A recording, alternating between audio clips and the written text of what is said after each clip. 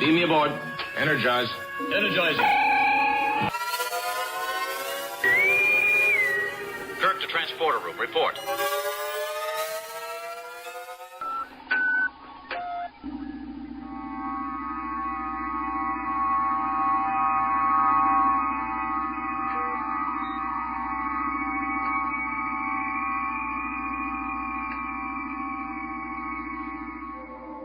You're listening to Transporter Room 3 with your hosts Phil Perello and Scott Calora. Welcome, if anyone's still there, to the 50th episode of Transporter Room 3. Scott, how are you, sir? It's been too long. I know. Happy anniversary. Happy anniversary, honey. It's the 50th, so I'll let you go to fifth base. So this isn't just our 50th episode. It's also kind of just by coincidence. It's the 2-year. This week is the 2-year anniversary, I believe, of the birth of Transporter Room 3. That's right. I think our first episode ran two years ago this week. So. And I remember where we recorded that too, Scott. I was in the conference room at the old office. Really? Yeah. I remember us setting it up at my desk. Okay. And then I moved over to the conference room to record it. Okay. Wow. I don't remember that. My gut is telling me I think we did it at my desk. I think I recorded it at my desk. Okay. We've had some very cool locations. Like, I like how we go on location for this podcast. 2 cars. And a couple of rooms. Various coffee shops. Coffee shops, I believe. Yeah. You can get, if there's one thing you can expect from Transporter Room 3, it's extraneous noise in the background. It's the only way we know how to do it. So this has been quite a delay in getting this episode recorded and posted. We really wanted to savor number 50, and so we've been putting it off and putting it up. Yeah. And we wanted to do something fun too, and some of our plans didn't pan out, I guess. We were trying to get some well-known Star Trek creators on, and it just kind of scheduling and stuff wasn't happening. So we're still hopeful that we'll do that at some point. Ron Moore, Brana Braga were a couple of names we were kind of sort of trying to get. I think we still will probably get those guys at some point. That would be awesome. The nerd in me is just going, oh my God, Ron Moore.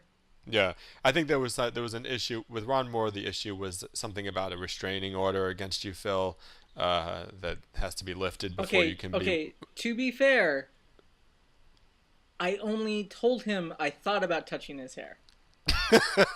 I never actually touched him or his hair. How can you not think about touching that hair? I know, it's like a greasy mane of nerdy rock godness.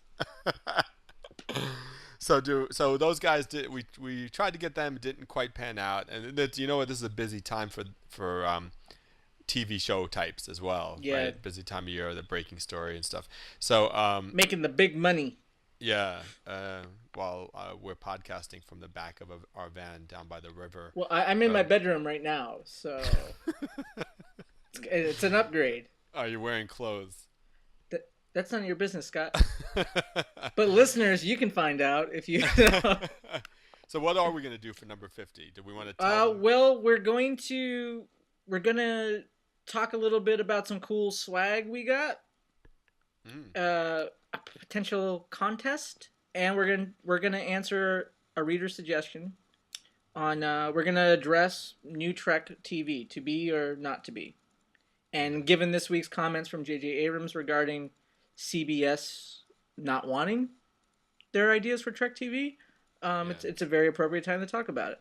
It is, yeah. And we're also, because the 50th episode is a big deal for us, because who knows, we may only see up to 53. We might cancel ourselves. We might only see up to 50. Might only see up to 50 at this rate. We thought because it's an iconic milestone for us, we'd like to talk about the top iconic milestones of Star Trek.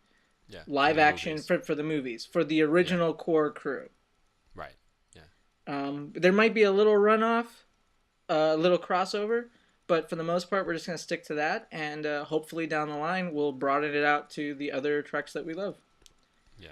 And Scott salvaged his Worf interview from 2 or 3 episodes ago.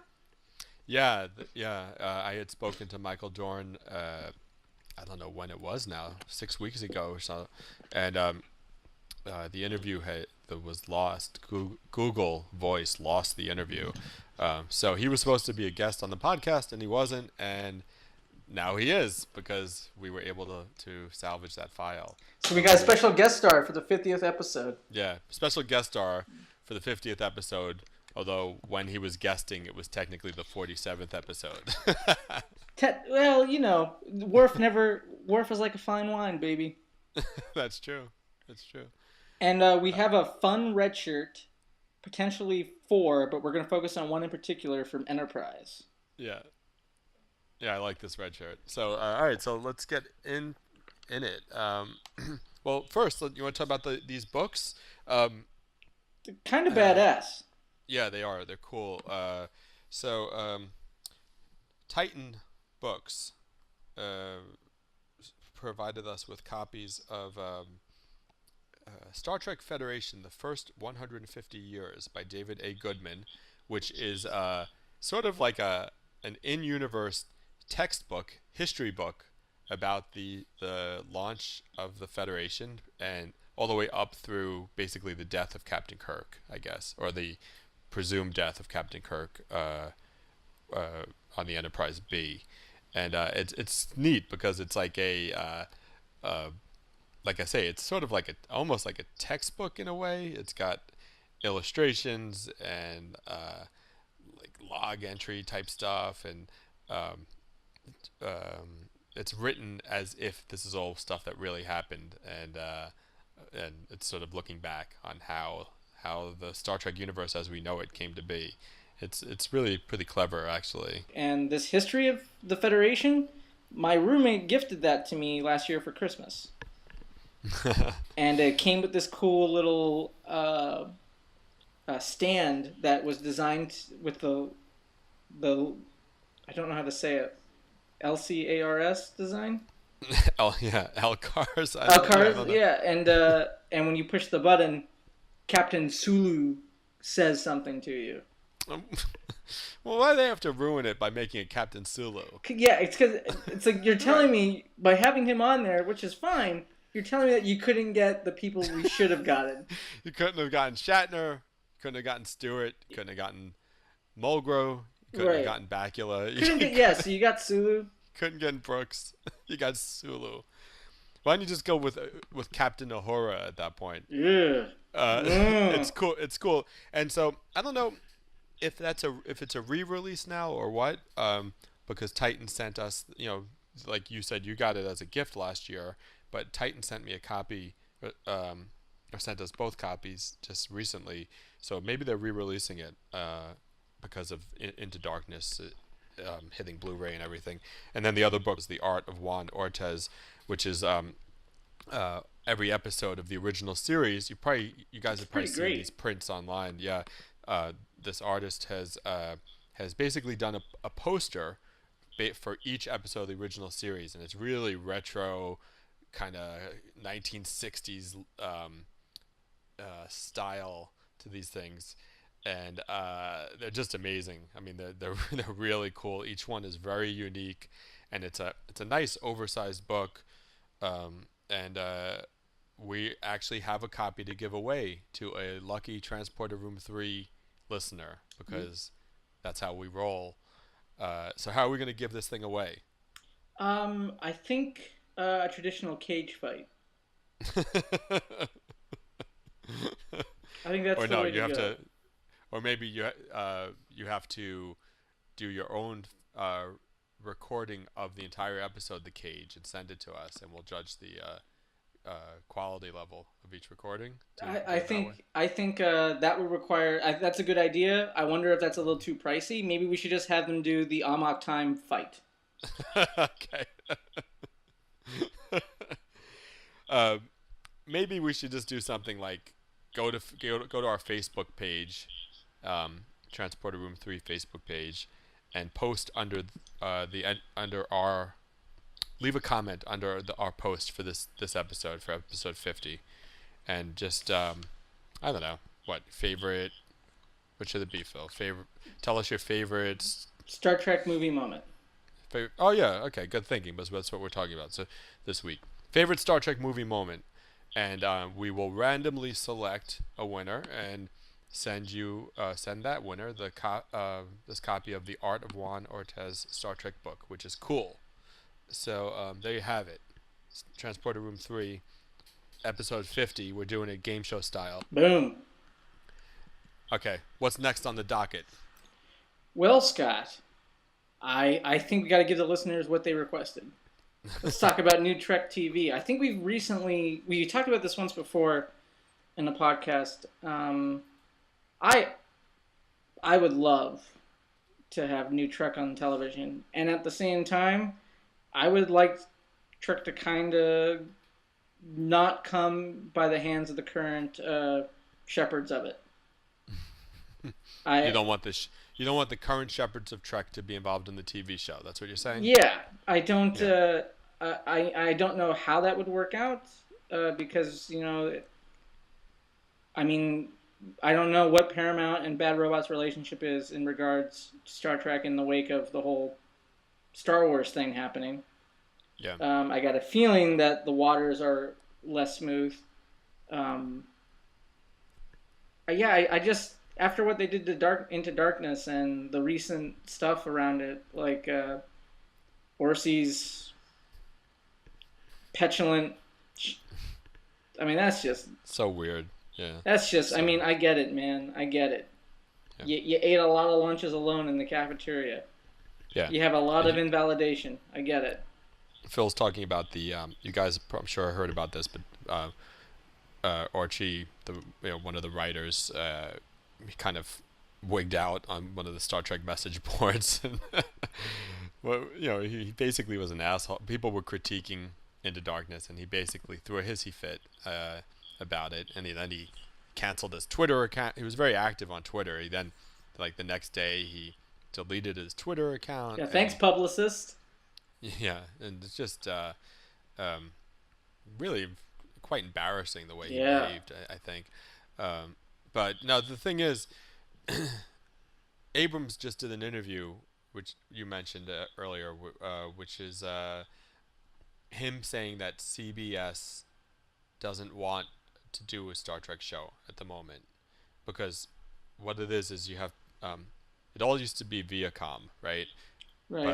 But the Star Trek, the company kind of broke up in a way, and so now the movies fall into, as I understand it, the movies fall into the realm of Paramount and the Paramount Pictures, and the TV rights to the pre-existing shows and characters fall under the purview of CBS, CBS Studios, if not necessarily CBS the TV channel, but the CBS Studios.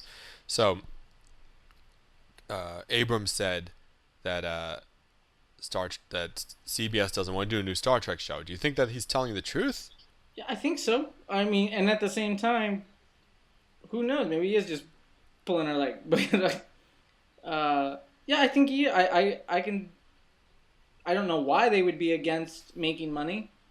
Yeah.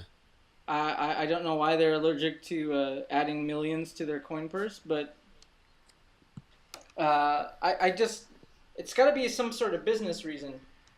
Yeah. You would think they would want it after the success of the 2009 film. Like, I'm surprised there's not like an Agents of S.H.I.E.L.D. equivalent, a Star Trek Agents of S.H.I.E.L.D. equivalent out there, you know? Right, because... Oh, sorry, go ahead. Yeah, well, there are already... I mean, there's talk that there's going to be a Star Wars, an Agent of S.H.I.E.L.D. equivalent for Star Wars. There's rumors about that now. Oh, really? Yeah, just kind of this week there was talk about that. So it's just rumors right now. But well, actually, it's interesting that you mentioned Agent of S.H.I.E.L.D. because whatever the deal is in terms of why a show is happening or isn't happening, one thing I've noticed. Have you been watching Agents of Shield? Yeah, I liked the second episode a lot. Okay. I liked the second episode more than I liked the first. Me too. Did you like the first? Yeah, it was okay. Yeah. I like parts of the first. Yeah. I mean, watching that kind of got me thinking about bringing Star Trek back to TV, and I was kind of thinking, coming off of like shows like Battlestar Galactica and the various AMC shows and stuff on HBO like Game of Thrones, and it's like I almost wonder if as an audience we would not be prepared for what a Star Trek show would be if it was going to wind up on a network, a new Star Trek show, like the adult angle to the shows that we tend to be into these days, the sort of harsher reality of them, and the the violence, sex, all that stuff, like that doesn't fit into the traditional idea of a Star Trek show. But you can give me all the T'Pol bathing scenes though. but so watching Agents of Shield, this comes from someone who is a big Joss Whedon fan. I love Buffy and Angel and Firefly and everything. But watching Agents of Shield is kind of like, are these guys working in a style of TV that's not really in style anymore? You know what I mean? Like, or at least maybe it's still in style for the sort of average middle of the road person who watches network TV, but for maybe a hipper crowd or something, like Agents of Shield seems to be kind of falling flat. It's a little milquetoast in a way. I wonder if that's not going to be the issue that Star Trek would face as well. Like, how do you get what you need from the new Star Trek show is a Battlestar Galactica type reimagining of the concept. I'm not saying that you reboot the universe or anything, but just how it's done, what it looks like, how it's written. It can't go back to that style of, the Next Generation era, where all the way through the Scott Bakula show. Yeah, that's true. Right? Like it has to be approached in a really different way creatively. I think anyway. I agree. I think I don't know like where and when you would set it, and at the same time, like I think Shield for me is a little refreshing because just coming out of Breaking Bad, which had its final episode recently. Yeah. That quote unquote dark anti-hero era of television, like maybe we can get back to some sunnier pastures, and maybe like a Trek show is the way to do that. But can we do it like, because like Into Darkness isn't incredibly dark. 2009's Trek isn't incredibly dark. Like, is there a way to strike a tone there in the television space? Right. Yeah. I mean, well, I would love to see a Section 31 TV show though. That would be awesome. Yeah, that would be cool. I would pay top dollar for that. But it's if they are going to do a new show though, it's going to have to be a traditional kind of concept of a crew. Right, a crew on. Yeah, it's got to be a ship. Probably. Yeah. Right. And I'm not saying it would have to be dark necessarily. I'm not saying it has to be smoochy or not. Smoochy. Yeah, Death to Smoochy. No, not Smoochy. Who was the dog? Poochie. Poochie. Yeah, Poochie from The Simpsons, who was created out of catchphrases and marketing ideas, right? Like, I'm not saying it has to be dark and gritty, but I'm just saying it has to be. I feel like it would have to be more grown up than how the older shows were done. I agree. To TV viewers, not all TV viewers, but a lot of TV viewers have a more sophisticated palette now, I think, than they did even 10 years ago. I don't know, man. Dad's is on TV. Well, that's not the audience that's gonna. Well, yeah, I don't know. Hey, what's wrong with Dads? I don't. We could cut my list in half and still be here all day. So, but I mean, we don't know if a Trek TV show is even going to happen anytime soon. It doesn't seem like it. The 50th anniversary of Star Trek is coming. in what is it, in 3 years. So you would think that's that's a big deal. You would think that's when you'd want to launch something, but yeah, I don't know. Abrams, maybe the Abrams move over to Star Wars has complicated things as well. Maybe that's part of it, because maybe they are upset with him about that. Abrams has kind of implied that he was, or the rumors were that he was frustrated with the whole system, that CBS wasn't cooperating with him on certain things, and that a couple of years ago, around the time of the 2009 movie, that they really did want to try to launch a big cross-media thing with TV show and games and stuff. That's right. Yeah, and supposedly he was frustrated by the process. Is that true? We don't really know. I mean, that's like inside sources say that's what went on. Maybe CBS just doesn't have their shit together. Maybe that's what it is. So, but I for one, especially after Star Trek Darkness, I feel like there's not really any new Star Trek out there for me at the moment, unless a show comes back. So I'm just gonna have to rely on my old Laserdiscs until then. So let us know what you guys would like to want from a new Star Trek TV show. Yeah. Like, tell us right now. We're listening. No opinion. Fine. Shy. So, moving on to the land of the movies, though, right? Nice segue, Scott Color. I also mean nice segue, as in the thing that you move around on with using kinetic energy. It was a good selfie. It was a good treat yourself gift. Doesn't the Segway seem like the kind of thing that you'd see Harry Kim riding around on?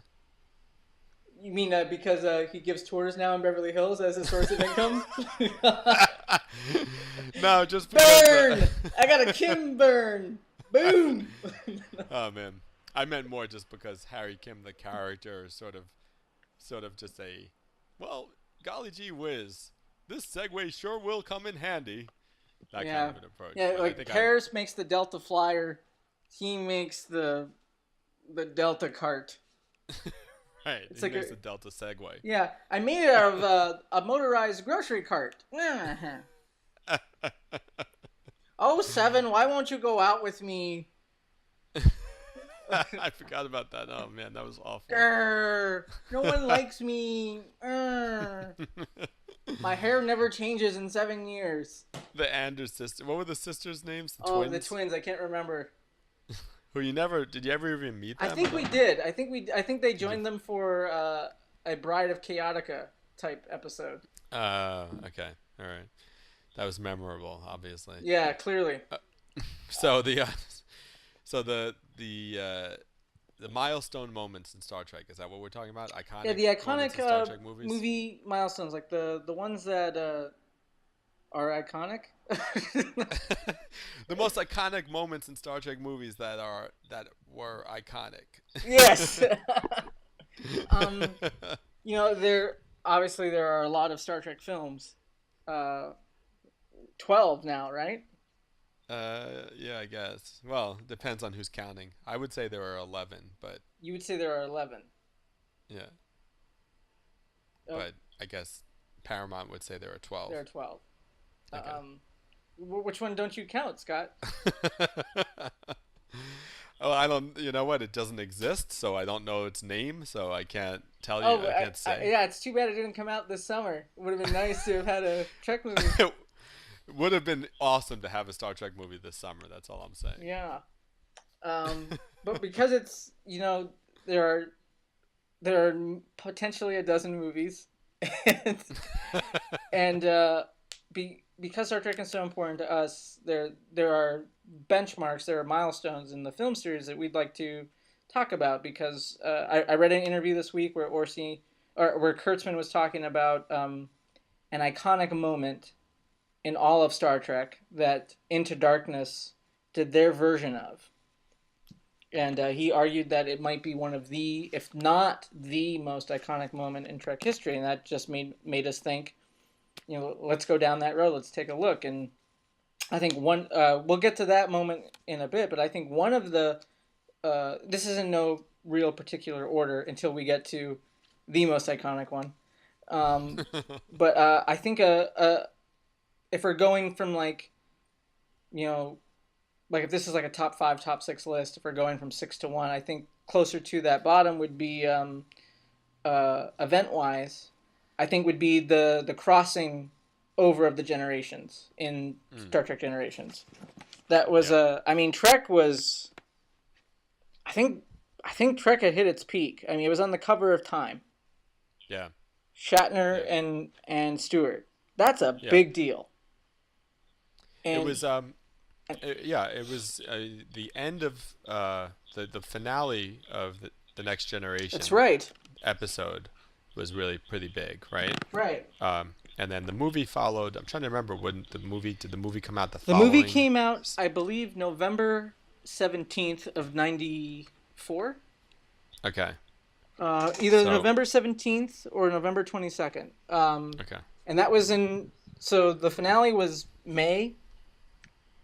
June maybe, and then the movie came out in November. It was that soon after? Really? Like 6 months after? Was it? Wait, when was All Good Things ended in Next Gen ended in 94, right? I'm looking it up. Google hey guys, that. You must be so glad that you waited for this 50th. You've been waiting all month for this 50th Yeah, for us episode. to do our quality research. It ended in 98. Star Trek The Next Generation ended in 98. Really? Really? How can that be if it ran for 7 seasons? You're right. Nope, you're right. IMDb says 98, which doesn't make sense.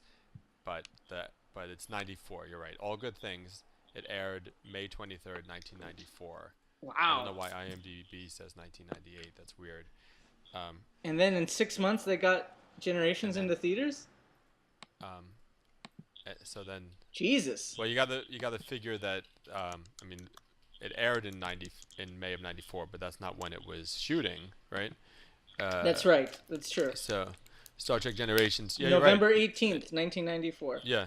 So you're right. So that's kind of remarkable actually that they were able to time it that way. Right. But yeah, so the whole point is 15 minutes later. The whole point is that we're trying to make here is that it was really, Star Trek was really kind of in the focus of the mainstream public, right? I remember at the time that All Good Things ended, back then I worked on a cruise ship. I've probably mentioned this before. So I was away from New York and the United States most of the time for a couple of years there. And I actually would have my poor mom record the episodes for me. Scott, it's amazing you have spun. So she'd have to record Next Generation and Deep Space Nine, and then eventually Voyager. TNG ended, and then Deep Space Nine and Voyager, and she'd have to send them to me. But I remember a couple of my buddies from high school, who were not Star Trek fans. They actually went over to my mom's house to borrow the tape of the finale. This gets better. Of the Next Generation. Yeah, to borrow the finale of the Next Generation because it was a crossover thing. So, and that sort of culminated, I think, with the release of Generations in that November, where Kirk and Picard met up and they teamed up, and it was, as you say, the crossing over of the two generations. When it was a huge deal at the time, even though the movie didn't turn out to actually be that good. And the way Kirk went out didn't turn out to be that good. That there was something about this crossing over of the brand that was pretty amazing, I think, at the time. I agree. And it had happened before on the show, but that in a different way. There was a big excitement when Generations was coming out. I just remember being very excited. I remember waiting in line to see it. And I remember overactively working out in my head, like trying to convince myself. Like I knew I liked it, but I knew I didn't love it, and I was working really hard to love it. Right. Yeah. And now I know better. It's one of those movies like I mean, it's not as bad as Temple of Doom I feel is an underrated movie. It's not bad, but yeah. I watched Temple of Doom and Batman Returns, and occasionally I feel this need to pop in Into Darkness and revisit that. Yeah. And but Generations, those are the ones that you can watch, and like you're trying to become an apologist for it. No, this doesn't work. I don't know why. Yeah. Yeah. There's a lot of cool stuff in it too. I mean the stuff, the way Kirk goes out in the opening scene with the Enterprise B is great. Is really great. I mean, it's a shame that that's not how it should have. Not to fan fiction it, but that's kind of how Kirk probably should have ultimately gone out, right? Something like that, something a little more kind of mysterious and kind of epic in a way. And it's interesting, actually, speaking of Ron Moore and Brana Braga, it's interesting to hear those guys talk about that movie now, because they freely admit that it doesn't work. They're the guys who wrote it, and they spent ages writing that movie at the same time that they were writing All Good Things, the finale of Next Generation. And the finale they slapped that together in like 2 or 3 weeks, I think, and that of course works great. So right. So it's interesting, but okay. So what's our next moment? I think we're gonna look at Star Trek 6, and just the. We are. Yeah, let's look at Star Trek 6, baby. Okay, I don't remember that from our pre-podcast conversations. Oh, I mentioned we'll talk Voyage Home and something from Star Trek 6. Oh, okay, all right. Or if you don't want to talk about one of the... I feel unprepared now. I've never seen this film before that you talk of. You've never seen Star Trek 6?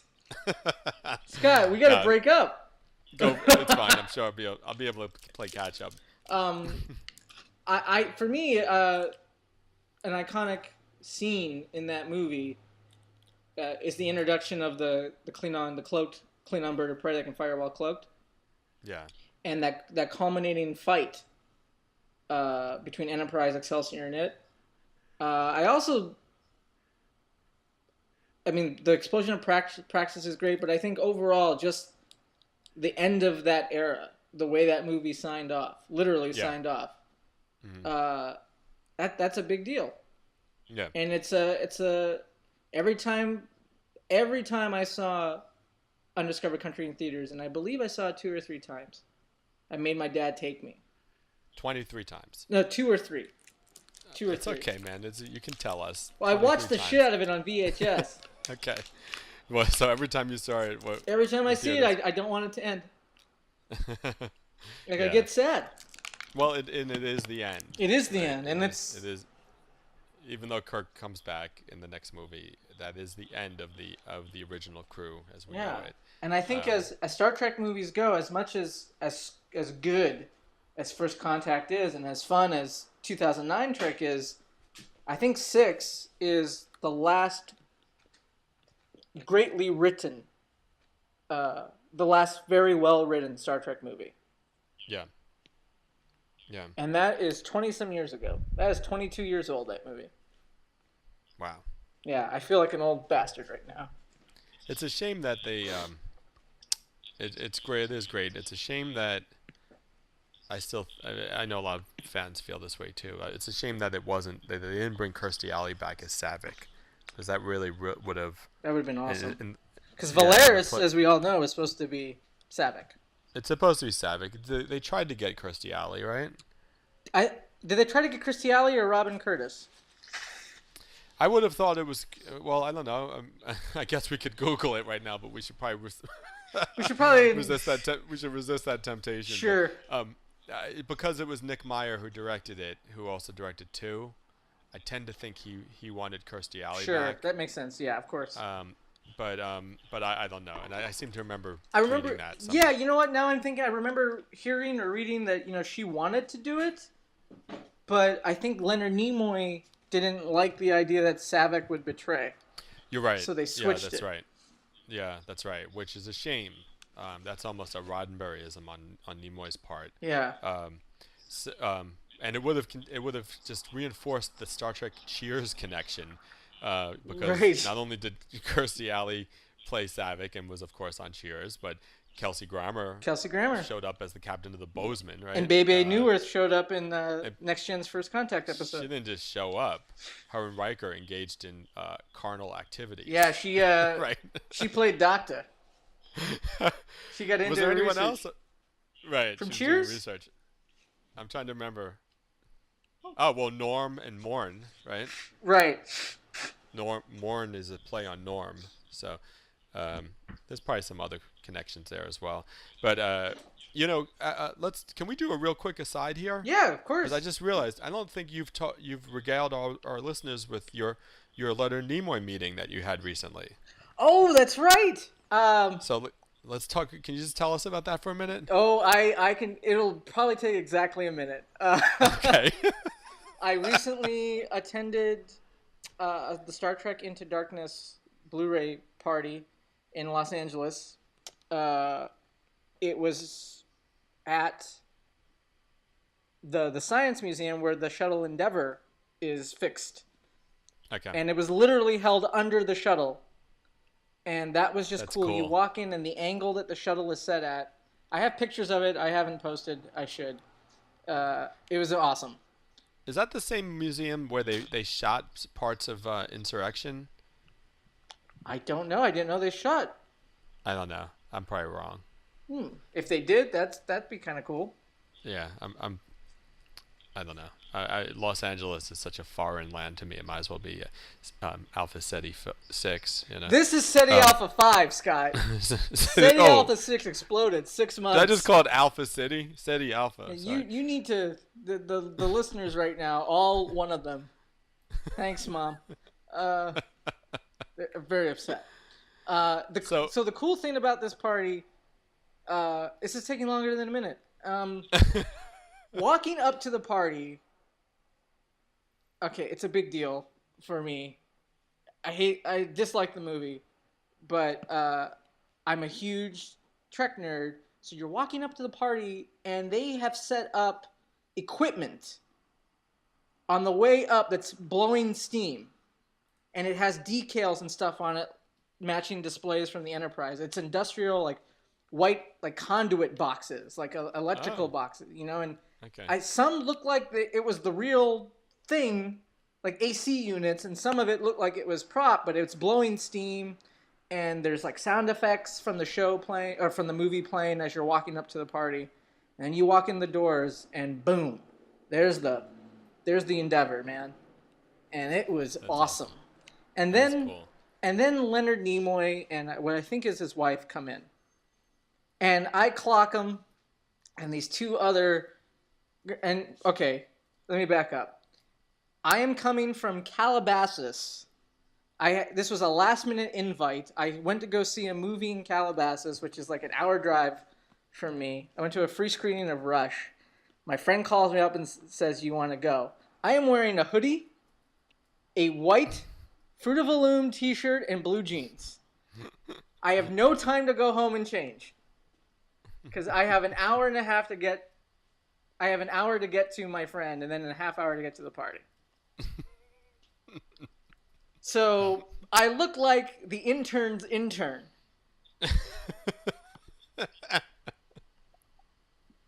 It's bad. That's exactly the way you want to look when you're going to meet Leonard Nimoy, right? Yeah, that's when you want to go to a party with a lot of hot Star Trek nerds there. So... There's Nimoy, and which, by the way, how does this guy even have the energy to go to? I don't know, man. Go to a party I can't even get out of off my couch, and I'm like half his age, Yeah, I don't. And then like Bruce Greenwood's there, and Nimoy is there, and I'm in line for food. Like I'm slowly stalking him. I'm approaching stalking, because I just want to shake his hand. That's Spock. That's fucking Spock. Yeah. And these two guys, like, it's like his handler or whoever was with him, like, their spidey sense was going off the charts. Because these two guys, like, you looked at them, you're like, registered something. There's some sort of registered blank offender. And okay. Were other people approaching him? No, not really. except for these two. So I'm in line for the pizza at the hors d'oeuvre stand, and they're out of it. And I had a perfect opportunity to shake his hand, and I choked. And then pizza comes, and I'm like, oh, and she offers it to me first, and he was waiting before me. So I'm like, oh, this is my opportunity. No, please give it to him. He was here first. And he said, thank you. I said, you're welcome, sir. And I went to go shake his hand and realized his hands were full of the pizza I just said to give to him. You tried to shake his hands, and he had pizza in his hand? No, I didn't even. My brain was telling my hand to go make the handshake, and in that time I realized, oh wait, he's got pizza in his hands and he's eating. I can't shake his hand. And then he walked away. Did he say thank you though? He did say thank you, but here's the thing: those two dudes. The first time I wanted to go shake his hand, they Spock blocked me. The second time, I Spock blocked myself. And then there was then Bruce Greenwood was around, and at one point, and I'm a huge Nowhere Man fan. As a kid, I acted that shit out, and I was 15. UPN baby. UPN baby. Nowhere Man. Thomas Vale. They have it. I have it. They want it, and they'll do anything to get the negative. Hidden agenda, bitches. # hidden agenda. And a couple of times he was solo at the party, and I could have gone up to him, and I choked again. But the plus side, I got to sit in Captain Kirk's chair and take my picture. And let me tell you, Scott, oh yes, I did the fire from Star Trek 6. You know, the Kirk, fire. Yeah, absolutely. And I did the Kirk lean the second time I took the photo. No, this was. I think I saw this picture on Facebook. Yeah. Was this? This is Pine's captain's chair? Yeah, right? and it wasn't. It was like the knockoff. It was not the hero chair. I don't even know who sits in this thing. Like the buttons you couldn't push. It was kind of cheap. But I so wanted. I joked seriously about stealing it to two different people. Joked. Yeah, I wanted that fucker so my mouth got dry. No lie at the thought of taking this thing home. Now let me ask you: when you met Nimoy, though, oh man, the ultimate takeaway was? Did you feel Nimoy was an asshole? Yeah, to you, a little bit. Attitude, a little bit. See, that sucks. Yeah, it's a little cold. I don't know. Yeah, it was. Yeah, it did suck a little. And maybe I'm just projecting. That's the problem with meeting. That's the problem with meeting your heroes. I know, because they tell you not to. I mean, I've had the. Yeah. Oh no, go ahead. Nah, I mean, I'm not going to get into it now because we're approaching the end of the 1 minute that we allotted to tell the story.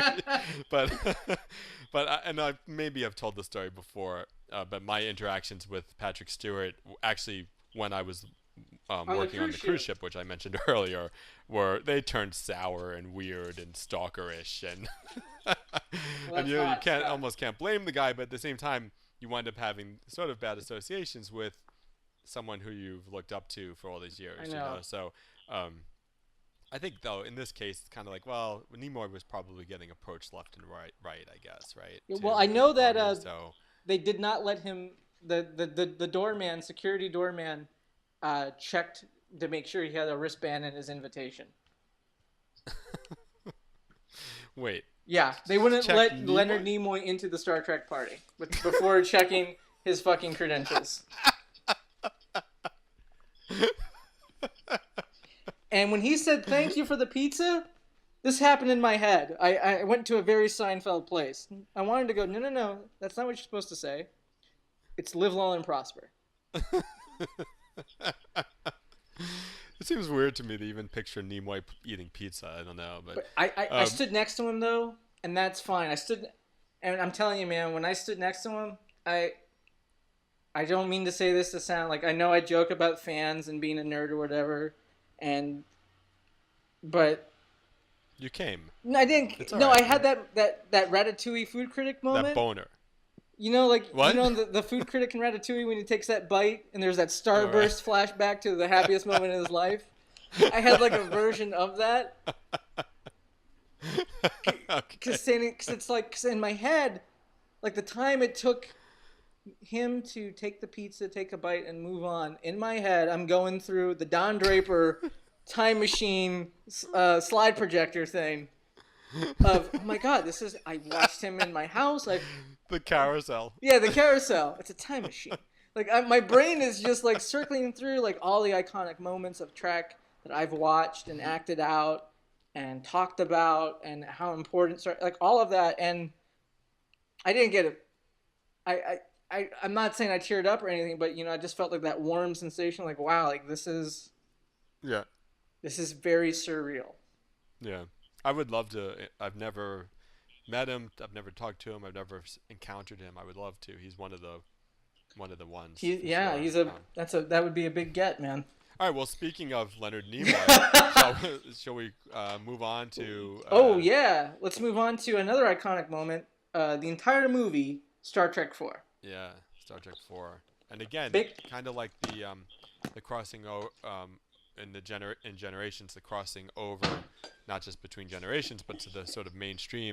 I think Star Trek 4 has to be really one of the big winners in that regard, right? I agree. Star Trek 4: The Voyage Home was a movie that you would go see as a Trekkie, but it was also a movie that your mom might go see. It was a movie you could take your girlfriend to if you had a girlfriend. Could even take your pretend girlfriend, I guess. Thank you, Canada. Home to imaginary girlfriends everywhere. Exactly. So it was a phenomenon, and I think in a lot of ways it and I'm talking out my ass at this point, but didn't Star Trek: The Voyage Home help Star Trek: The Next Generation happen? Wasn't the success of The Voyage Home something that really pushed a new start? Yeah. It was you're on your fourth movie, and it was not just a lot of fun and great, but it was a movie that everyone liked and responded well to. So everybody did, which was crazy. Yeah. So I think it's a damn good movie too. It holds up well. Yeah, it does. It's so great. It really is. And if you compare it to something like the motion picture, I mean, you can't. It's like night and day, right? Like, how fun and sort of human The Voyage Home is. Right. Whereas motion picture, it's like a bunch of robots walking around, basically. Very stiff, yeah. Yeah. And the movements are weird. And yeah. So. The Star Trek 1 feels the most like an episode of television, not necessarily an episode of Star Trek the show, because I don't think it quite feels that way at all times. But it feels like a very large television episode. Like some stylistic switches. Yeah, which is weird considering it was made by Robert Wise, who was a big fancy ass director. Well, that was. Let's move on to that one then. That was our next moment, which is the motion picture. Just overall the existence of the motion picture, what went into getting the motion picture launched, if you will. And this was a huge thing for Star Trek as well. Huge deal. I mean that was like a mix of fandom letter campaigning, Star Wars being a big hit, Paramount sitting on a potentially equally big hit, which didn't turn out to be. But yeah, motion picture has its flaws, but it's when you see the new Enterprise and when that music scores, you're like, oh, okay, I get it. Yeah. It's we forget, but and really even we'd never really even experienced this. I mean, you were like a toddler probably when the motion picture came out. Yeah, it came out on the year before my birthday. The year before your birth. I was born December 7th, 1980, and it came out December 7th, 1979. Okay, so that illustrates the age difference because my dad took me and my sister to see the motion picture. Nice. And we walked out. I remember we walked out. My dad was just shaking his head about Voyager. But so Voyager 6. So right, exactly. So but so it was aside from the animated series, which we don't talk about often enough on the podcast, the motion picture was the first new Star Trek in 10 years, right? So this show that had ended and then built up this big this big sort of fan base in syndication, it actually came back to life on the big screen and launched. If it wasn't for the motion picture, nothing that we have since had would have happened. You wouldn't have gotten Wrath of Khan. You wouldn't have gotten any of the other movies. You wouldn't have gotten all the TV shows that followed. Right. And all the other stuff as well. The comics and the books and everything else. I mean, there were a few things here or there, but... Pizza cutters. Yeah, pizza cutters, Captain Sulu condoms, all of it, so... Captain Sulu condoms? Yeah, man. What? You don't... That's a thing? I don't know. Just made it up. Because if so, I know what my girlfriend's getting for Christmas. No, actually, I know what I'm not getting. I know what I'm getting for Christmas. Nothing. I will not be getting any. If you get her Captain Sulu condoms, that is. Yeah. So what do they say on them? Oh my. I just rewatched the motion picture over the weekend because I got the Blu-ray. Amazon had that big sale, and I bought the Blu-ray set. Nice. All the movies and motion picture. It's not very good, but it does have its moments, and there's a lot of cool ideas going on. It's it's weirdly executed, and it feels as though you could see where the money ran out at times, but it was whatever it was enough to bring Star Trek back to life, basically. So it definitely deserves to be on this list. For sure. Speaking of life, without life you can't have death, right? And the last two things on our list are both incidents. Good segue, sir. Incidents of death. Take it. Good segue. Run with it. What am I running with? The next pick. You fucked up my segue, man. No, I did that on purpose. I'm sorry, Scott. The most iconic Star Trek moment would have been this one. I feel had Wrath of Khan not existed. Star Trek 3, the death of Enterprise. Yeah. That whole sequence. Let's just unpack that a little. If Shatner's best performance in Trek is Wrath of Khan, a very close second is when David dies. Yeah. And that whole sequence, like his react, it's not scripted that he stumbles out of his chair and everything. That was him. Yeah. That performance and the choices leading up to that, like Kirk kills the only other thing he loves. Yep. To save his crew. Maybe. It's a Hail Mary play that pays off very well, dramatically speaking, with that last great moment on Genesis Planet when he looks up and sees the wreckage of Enterprise streaking across the sky. And he's like, my God bones, what have I done? Yeah. Turn death into a fighting chance to live, and that's Kirk. Yep. And I'm not gushing like a Star Trek fan over that, just as like a fan of good storytelling. That's a really good moment, and the odd number Treks get a bad rap.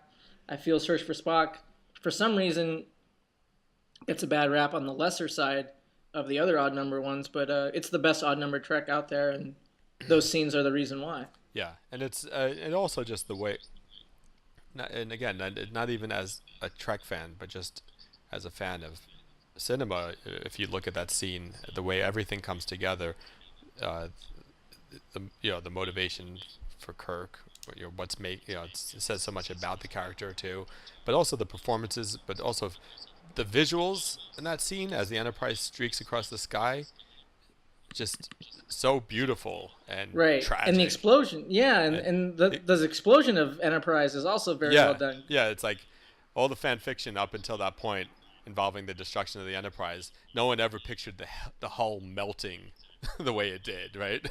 Yeah, which is great. And the music as well as it soars through the sky, just awesome. And we nowadays it's like, oh, another Enterprise getting blown up. How many? They even eventually they make a joke about it in First Contact, right? Right. About plenty of letters in the alphabet. Yeah, right. So, and in the years since, we've gotten Deep Space Nine and Voyager and the NX-01, the fucking Enterprise B, but back then it was the Enterprise. That was it. You got a glimpse of the Excelsior in that movie. I think that was kind of, and you had seen the Reliant, but in terms of like in terms of our heroes, what their ride was, it was just the Enterprise, and it was gone. And it's also cool that they didn't bring back the Enterprise. They went a whole movie after that, and it wasn't until the final moments of the next movie that they finally brought in a new Enterprise. Right. So again, a great moment, which, of course, ties directly into our final moment, Wrath of Khan, specifically Spock's death. Spock's death and Kirk's witnessing of it in Wrath of Khan, most iconic moment Star Trek history. I think of the many things the writers of Into Darkness have said about that film, they are very right that the death of Spock is the most iconic. Yeah. It is. It's very well written. It's very well acted. It's a scene that I often think about whenever I write my own stuff. It's just I recently researched the script to see how it was written. Yeah. To try to like pinch some lines of description from it, and it's just damn good. And more movies need to have friends separated by glass watching the other die. I'm not sure. I'm not sure why The Blind Side didn't get that memo. Do we know who wrote the actual scene in the end? Who it was? I know that Nicholas Meyer did not get like the final credit on the script, but he did. Of all the drafts that came in, he did assemble it, and that was one of the scenes that they had liked. Okay. And that he put together. Cause that's the story of how it all got together. Like they had 5 drafts, and he sat down with Harv Bennett. Maybe it's someone else, but they just made note cards out of all the stuff that they liked from each draft and came up with a way to stitch it all together. Okay. He wrote it in 12 days. And a lot of it is also informed by Shatner and Nimoy's performance, right? As well, right? There's just they, had inhabited those characters so much at that point that whatever was on the page, you can just feel that they're taking it to the next level. Like Nimoy walking into the plexiglass wall, for example. I wonder, was that in the script? I haven't read it. I don't think it. I don't know for sure. I'd have to look it up. Just those little touches, the way they slide down, the way. Oh no! I think Spock bumping into the wall is in the script because he's blind. The radiation has blinded him. Okay, all right. Which I didn't really realize until I read the script. Okay, right. But like Nimoy trying to make his Spock tried to kind of preserve his dignity in his final moments. Doesn't he kind of fix his uniform when he stands up? And I mean, so good. He's standing there, his face is melting off. He's still worried about his uniform. And then of course, then it goes right into the funeral scene as well, right? So. Oh yeah, Spock's the whole fallout of that death scene. Now you're making me want to watch Wrath of Khan. I'm not gonna get anything done today, Scott. That's on you. Well, you know what? I might watch it this weekend, but as I said, I got the Blu-ray set. Crack it out, man. I want to show it to my kids. So. And also, the people, I guess, fans suspected that it had been leaked that Spock might die, right? And so people wrote in, they were angry about it, blah blah blah, and that's one of the reasons that they put that scene at the front of the movie when they're in the simulation chamber. And Spock. It's a misdirect. Yeah, it's a misdirect. Spock seems to die along with everyone else. So then the fans watching it said, "Oh, okay, he didn't really die, I guess." And then you know what? He did. And then of course he didn't. So I think maybe an argument could be made that bringing Spock back was never the right thing to do in the subsequent movies. But that's a topic for another another podcast. Another nerd argument. Another nerd argument. Yeah. So we can get our girlfriends from Canada to participate in that argument with us. Yeah, mine's kind of busy. Yeah, mine's in graduate school right now. So, but she'll probably, she's probably going to come down this summer though. So you'll get to meet her then. Oh, sweet. Here's someone we won't meet, Scott. The red shirt of the week. But before we get to that poor bastard, let's fire off your Worf interview. Yeah. Okay. So I spoke to Michael Dorn. This was around the time season 4 of Next Gen was coming out on Blu-ray. I guess at the end of the summer that was, and yeah, he beamed in. So let's hear what he had to say.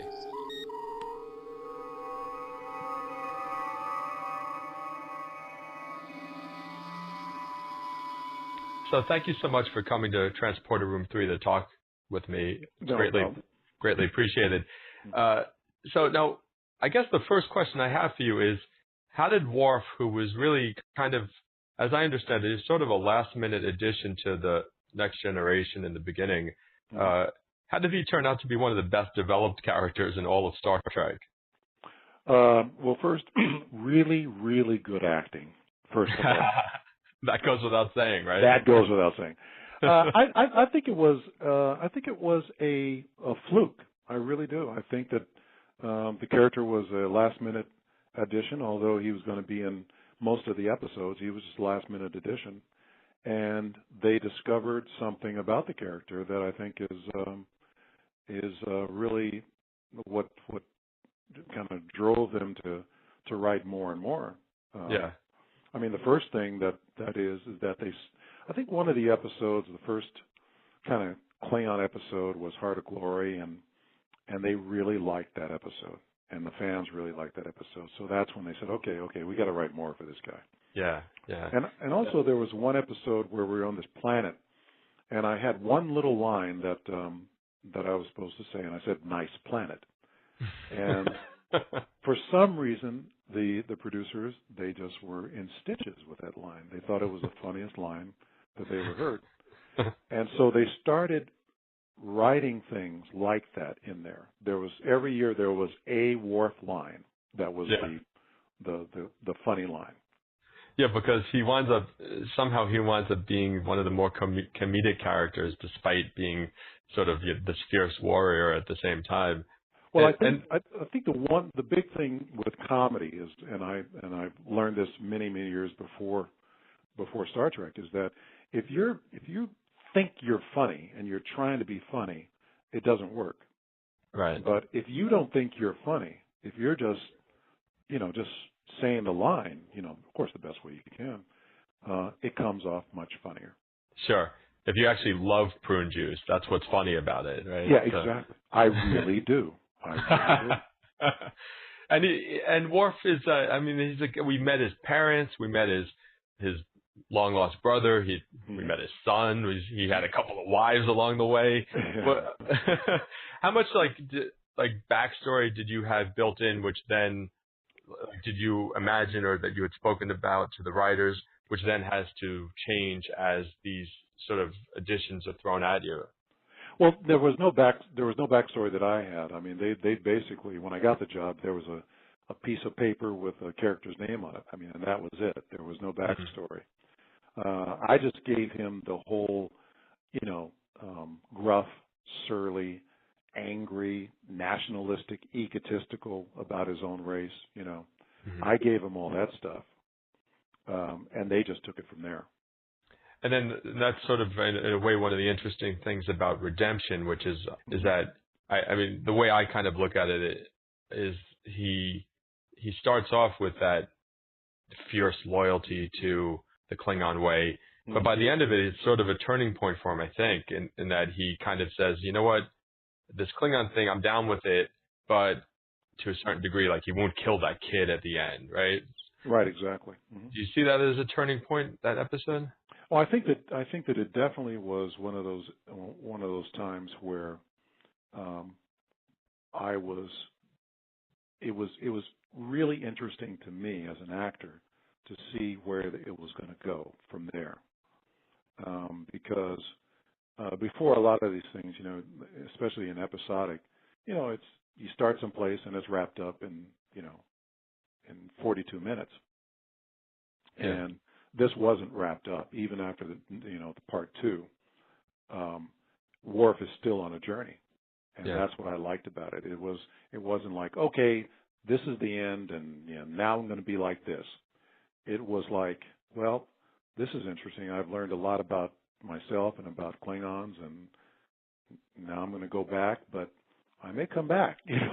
Yeah. He just, like I said, it was a journey for him, and I think that's what I liked about it.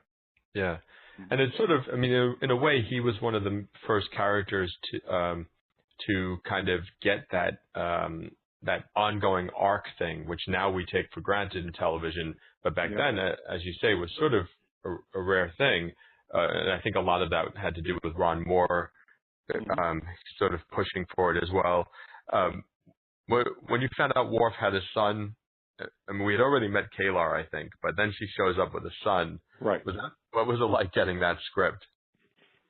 Oh, that was, I was like W.C. Fields. I think, the worst thing you could do is work with pets or kids, because they're just so damn cute. It's just one of those things where you go, oh God. And a cute Klingon kid is even cuter, right? Oh my God. But the one thing that I liked about it, once again, very much, is that they at least went in the direction, or they went in a different direction than what you would assume. Yes. Like, okay, Worf has a son. All of a sudden, he turns into this really loving, great father. Right. Further from the truth. He's terrible at it. Yeah. In fact, I had a friend that said, "Oh, Michael, but you turned out." I said, "No. You got to look at the episodes again. I am terrible at it." And that was a great way to look at it. Like, we're all not going to be wonderful. We're all not going to be, right. Immediately great. He sent them off. He sent the kid off to live with his parents, and when he came back, he was just having a hard time, and he didn't understand kids, and God, why don't you, act like a man, Right. Yeah, exactly. But Dad, I'm 8 years old. What do you want me to do? What do you mean? You haven't been studying to be a warrior? Yes, I know. Kill him.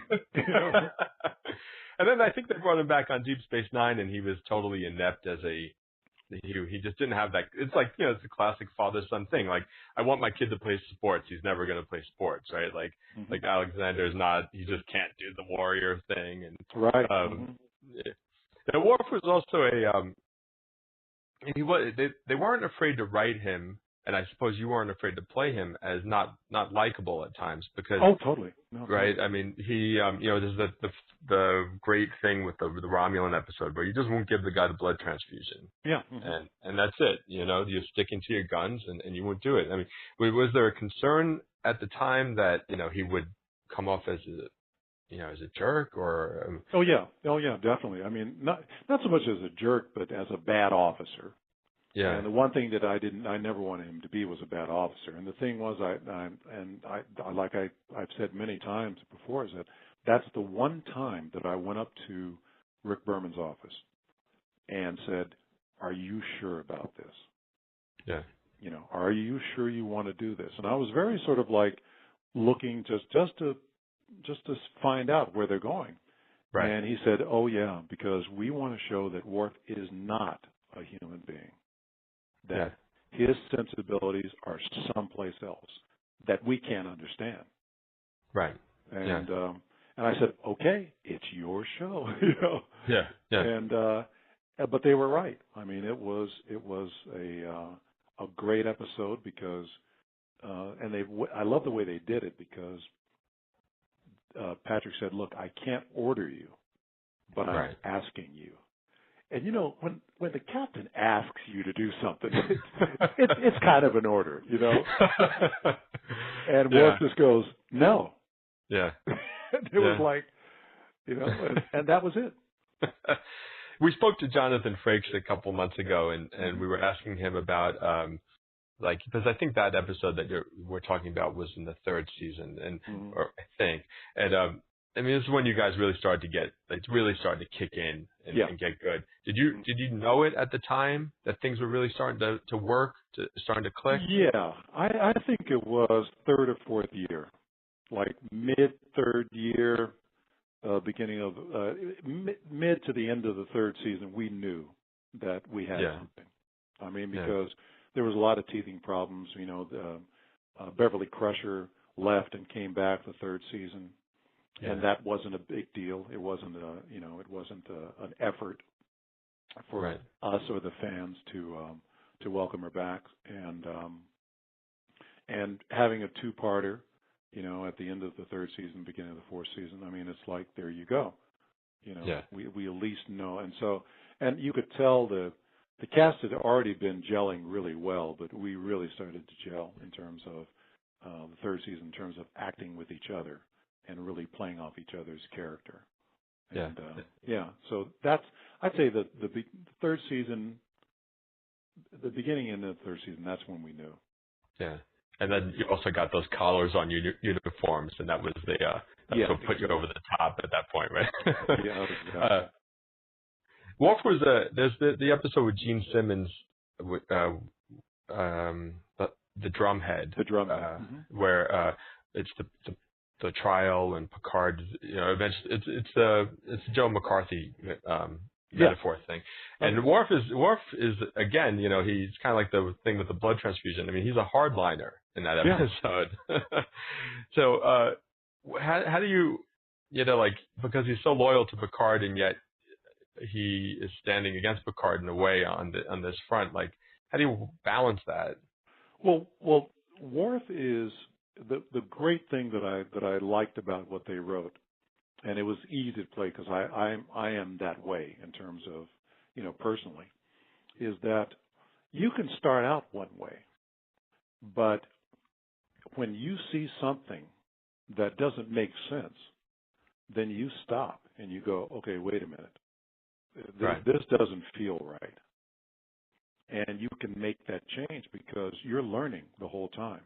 Yeah. One thing that I always wanted Worf to do is to learn, you know, is to take in all the things that from the other characters, from the bloody aliens that come on the ship, you know, all to take something from each of those people and learn, and then put it into, you know, who you are for your next adventure. Right. And that's the thing. In the middle of this thing, he's going, "Oh yeah, this is the way it is. Yes, it is." And all of a sudden, he looks and he goes, "Wait a minute, you know, this isn't right." And he deals with it like Worf does. He jumps out of his chair and he wants to go and get his hands around the throat of one of the other actors, you know. Yeah, yeah. And Picard says, "No," and Worf goes, "You're right." And he sits back down, but he made a change. And then he goes to Picard at the end of the episode, which is one of the most beautiful endings. And he says, "Hey, look, you know, I made a mistake. I can't believe it. What do we do? You know, how do we, you know, what's the answer?" And Worf gives him the answer, and he says, "Vigilance," you know, which is fantastic, you know. So. Yeah. And we're kind of living that these days too. Yeah, totally. What was it like moving on to Deep Space Nine? I mean, was that a tough decision for you because I know the makeup is always an issue. I mean, you had to suffer in that makeup chair for many years. Well, two things. I mean, it was tough because of the makeup, but they addressed that. They made sure that since there wasn't a bridge on Deep Space Nine, I didn't have to be there every day. Right. And so they made sure that they scheduled it so that when I was in makeup, I was working, you know, and if I was just standing around doing nothing for 12 hours, they wouldn't put me in makeup. Right. That was great. For me, it was twofold because no matter what anybody says, they brought me on because they needed to do they needed to help with the ratings. Yeah. And I said, great. I've never been in that position. Kind of exciting, kind of a challenge to go on a show, and because if it worked, then great, you know. If it didn't work, then you're like just an overpaid asshole, You know? So we all aspire to that. We all aspire to that. And so that was a thing where it was a great challenge. But I never had an issue with going to a show with all of that stuff. And I knew there may be a little animosity because, you know, the show's not doing well, and so they have to bring in, you know, the next generation to help. Right. And but I just went to it like, hey, it's a job. I go there. You know, you don't have to be liked. You know. Yeah. Was there animosity? No, not really. No. Okay. It was very cool. At the Christmas party, the first year that I was on, they actually, and it's some place, I'm sure it's some place, maybe Rick Berman has it, but they did like a gag reel where the actor, I think Nana and Sadig, went around to all the producers and Carrie McCluggage, who's head of Paramount Television, and they said, so what do you think about Michael Dorn, you know? And they go, who's Michael Dorn? You know? Or they said, I just hate him, you know? And I mean, it was this over and it was hilarious. But they took the time to do that. So it was a nice little welcome. That's great. Yeah. Well, my last question for you, Michael, Sure. then would be, where do you suppose Worf is now? Well, I actually wrote, there was last year, there was a chance that there was going to be a Worf show on television. Right, I heard about that. We don't know where it was going to be. It may not have been network. It may have been cable. Who knows? But there was interest. And what I wrote is that Worf is still on a journey of discovery. He's still trying to find his place in the universe, not in the Klingon world or the Starfleet, but kind of in the universe, in his own soul. And he has a ship, he has a mission, and he has his first officer is his girlfriend. He has a new girlfriend who is as badass as he is. Awesome. And he is basically, with all the things that are going on, he's still trying to hold the Klingon Empire together with all of its faults and foibles and assassinations and coups and all. And at the same time, he's trying to find his own way in the universe, and that's what it is. That sounds cool. Is there still a chance it could happen? Because I know you had talked about it, and then it kind of seemed like you cooled off a little bit. Well, I have the script, and yeah. I think that if there's enough interest with the fans, with the news media, with writers, stuff like that, it's never dead. I mean, yeah. The script is done. I've already written it, and I'm getting ready to send it out and kind of inundate the business with it and see if anybody's interested. But so we'll see. But it's never dead. But awesome. I'd like to see that. But I want it to look like Klingon. I want it to have that kind of dark, dramatic look. Mm-hmm. It would be a Klingon ship. Yeah, well, it's a Klingon ship. It's basically the Klingon Empire. Okay. Yeah. But which was always a concept. I know that was sort of always possibly one of the spin-offs, right? So yeah, exactly. It's a great idea. One of the things that we talked about was, and I wrote this kind of as an homage to Gene Roddenberry, was that the Klingon Empire has changed too, where he put a Klingon on the bridge. I put Starfleet officers on Klingon ships. That's great. And in the whole Klingon Empire thing. So that's awesome. yeah, hopefully. Well, now, oh man, now I want to see it. Well, you know what? As soon as I get it all set, I'll send it to you. All right, please do. I will. So thank you so much, Mike. I really appreciate your time, and I'll talk to you soon. Okay. Okay, no problem. Thank you. Okay. Bye.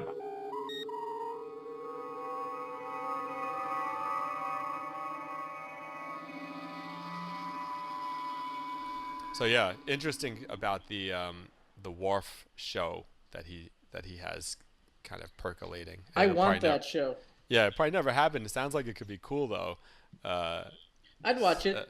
yeah, Captain Worf and his warrior girlfriend. I like the idea. So, I have an episode idea for that show that I will share at another time. Oh, okay. Remember, Scott? I told you about it. Yeah, I was drunk though, so I don't remember the specifics. Well, then it was really awesome, and it sobered you right up. Nah, I'm gonna save it because. Hold on, let me crack a beer real quick so I can block it out of my memory. No, we'll talk about it. We'll talk about it in another episode. Okay. Here's a poor bastard who will never see the Worf TV show. We take this time to remember those who have laid their lives down for Starfleet. This is the Red Shirt of the Week.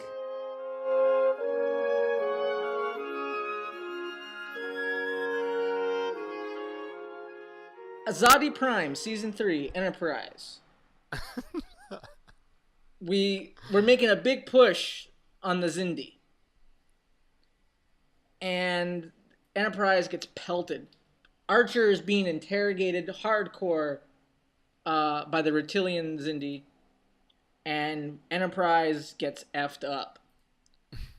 And there's a sequence in engineering where coolant ignites, coolant bursts, there's a coolant leak. And some poor bastard gets caught on fire. It's a full body burn. And the reactions to it are very stilted. I think they put the guy out, but that motherfucker's dead. But they didn't even. It's just Trip's reaction. It doesn't matter. Yeah, but Trip's reaction to it is like someone farted. Like the look on his face. Just looks over there. I think a fart would probably garner more reaction. Actually. Probably. It was just like. It was like flatulence, annoyance. And then to top it off, one of the best moments, my jaw dropped watching it. It was really cool. I didn't remember it. Enterprise takes a pummeling, and there's a massive hull breach in their saucer section, and 3 bodies come tumbling out. It's really cool. See, Abrams wasn't the first one to do that. No, he was not. Actually, I don't know who I think they may have done it in the original series off screen, like Balance of Terror, like that couple getting married isn't the phaser control guy, doesn't he dies. Yeah, he buys it. Does he go out? I thought maybe. I just remember his girlfriend praying in church at the end. Yeah, it was pretty good. It's a great episode, man.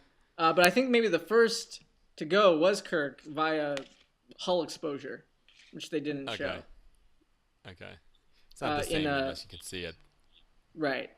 But that's... So you got the extra crispy red shirt and 3 people who are really wishing in space people could hear you scream.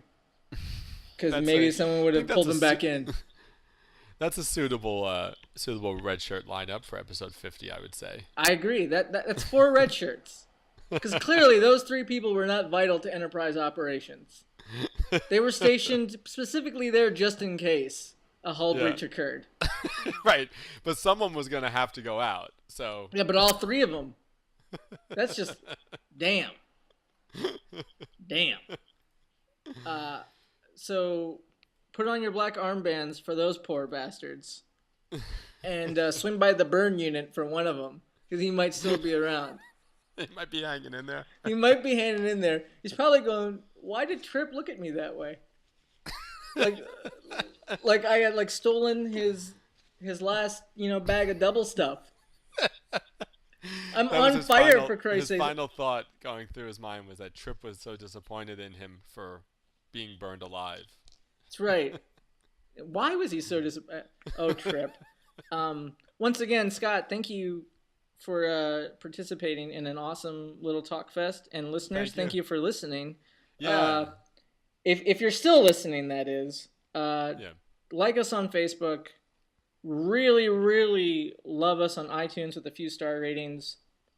Tweet Scott, don't tweet me. I'm never on it. Yeah. At Scott IGN. But feel free to send me a telepatext.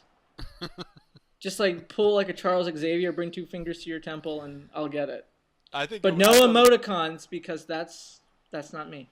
I thought that you actually preferred the empathic text from like Scott. What am I, a farmer? And all right, man. Well, who knows? Maybe we'll even come back and do episode 51 at some point. Yeah, we need to decrease the amount of time between these because they make movies faster than they make Trek movies faster than it takes us to podcast about them. But until then, I'll see you on Grivet Island.